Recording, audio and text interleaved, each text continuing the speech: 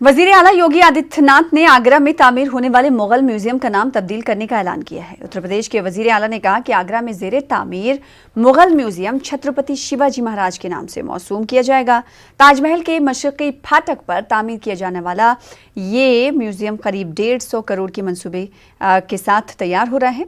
UP हुकूमत ने महकमे सयाहत को हिदायत दी है कि वो इस सिलसिले में कार्रवाई करे। प्रिंसिपल सेक्रेटरी सयाहत जितेंद्र कुमार को इस सिलसिले में कार्रवाई करने का हुक्म दिया गया है। महकमे सयाहत के अहदेदारों के मुताबिक आगरा में तामीर होने वाले इस म्यूजियम में मुगल अशिया और दस्तावेजात आवेजा की जाएंगी। इसके अलावा छत्रपति शिवाजी महाराज से मुताल्लिका चीजें भी इस म्यूजियम का हिस्सा होंगी। समाजवादी पार्टी ने नाम तब्दील करने पर सवाल उठाए हैं।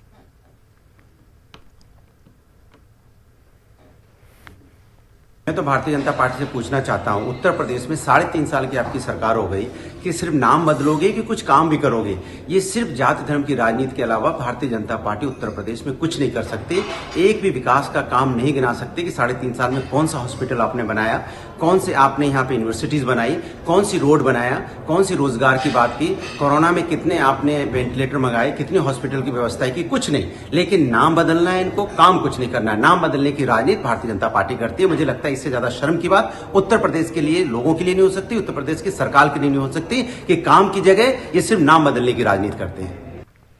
गुज़िश्ता कई रोज से मुल्क में लगातार सब्जियों की कीमत में इजाफा दर्ज किया जा रहा है। वहीं प्याज की बढ़ती कीमतों के पेश नज़र सरकार ने प्याज की बरामदात पर फौरी तौर पर पाबंदी आयद कर दी है। सब्जी फरोशों का कहना है कि कोरोना वायरस और बारिश की वजह से सब्जियों के जखीरे में कमी आई है, जिसकी वजह से मुल्क में सब्जियों की कीमतों में इजाफा हो रहा है।